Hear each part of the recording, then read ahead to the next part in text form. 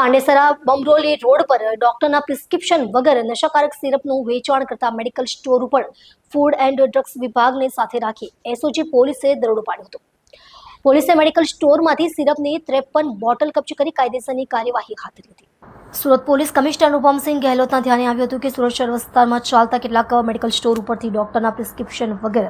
નશાકારક syrup તથા ટેબ્લેટનું વેચાણ થાય છે, જેને લઈને લોકોના સ્વાસ્થ્યની સાથે ચેડા થઈ રહ્યા છે તથા આવા ડ્રગ્સનો ઉપયોગ ખાસ કરીને ગુનેગારો ગુનો આચરતા પૂર્વે કરતા હોય તથા યુવાધન આવી ગોળી તથા સિરપનું સેવન કરી નશાખોરીના રવાડે ચડે છે, જેથી આવા મેડિકલ સ્ટોર શોધી કાર્યવાહી કરવા સૂચના આપવામાં આવી હતી. શહેરમાં આવા મેડિકલ સ્ટોર પર એસઓજી દ્વારા દરોડા પાડવામાં આવી રહ્યા છે. આ દરમિયાન સુરત શહેર એસઓજી પોલીસને માહિતી મળી હતી કે પાંડેસરા બમરોલી રોડ પર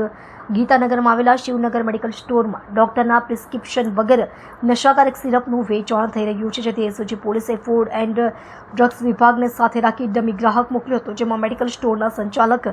આલોક કુમાર શાહ કોઈપણ જાતના ડોક્ટરના પ્રિસ્ક્રિપ્શન વગર નશાયુક્ત દવાનું વેચાણ